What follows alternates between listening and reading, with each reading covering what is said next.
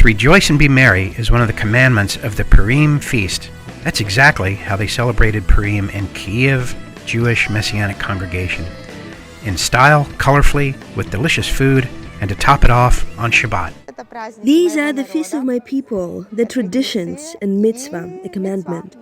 That's why we're celebrating merrily. The doors of the congregation are always open for anyone willing to join in the festivities. With physical distancing and other safety precautions, the congregation welcomed guests this year as well. Many of them experienced the joy of Purim for the very first time. Amazing atmosphere, very cozy and friendly. The people are so open. It's very unusual to be getting something like this from complete strangers. It's very sweet. I love the atmosphere. I loved what I learned. I haven't heard anything like this before. The information was quite extensive and interesting. Everything was top-notch. I'm so grateful to the people who did their best organizing this event because we could use more feasts like this one in our lives.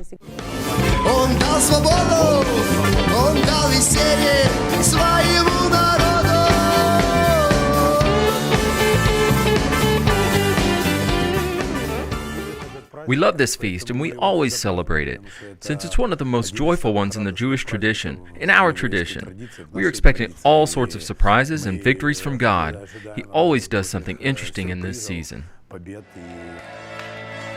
Purim, Amana, победим! Давайте мы похлопаем нашему Господу. Аллилуйя. Of course, we don't always bubble with joy when the season of Purim comes, but when we simply remember this feast and reflect as we read on what God was doing in those days, we tune ourselves into expecting God's joy to come. And sometimes we have to throw ourselves into that joy. Давайте мы еще раз громко прославим нашего царя. Аллилуйя! There's no Purim without Purim Spiel, a traditional festive theatrical performance. This year, the KJMC theater team presented the story from the Book of Esther in a contemporary setting.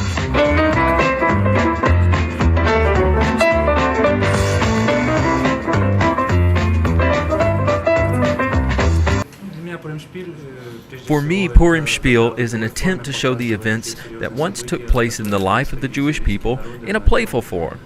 Though the form is somewhat comic, the seriousness of the enemy's intentions to eliminate the Jews is plain and clear, as well as their miraculous deliverance thanks to our Lord's intervention.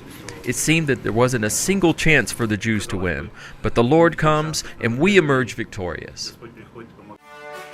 The very little ones could also hear the story of Purim feast in their own language.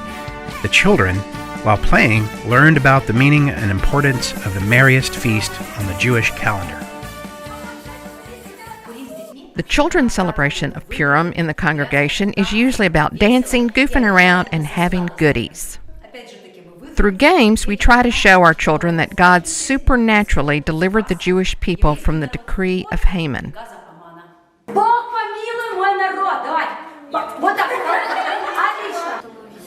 We rejoice, give each other presents, play, and eat. The Purim events are still relevant today, thousands of years later. After all, not even every year, but rather every day, we need God's victories in our lives. We need His supernatural interventions into different areas of our lives. I'm expecting some Purim miracles, and yes, there are issues in my life that I prayed over and asked for on my way to Purim Spiel, and I believe that the Lord will grant His answer speedily. And the main thing is that Purim continues, regardless of what the calendar says. Make sure to re-watch the recordings of the Purim Shabbat services and immerse yourselves in this amazing atmosphere. A little reminder from the hosts, if you want to spend the coming feast in a truly Jewish way, come visit us or join us online. See you, and Hag Purim Sameach.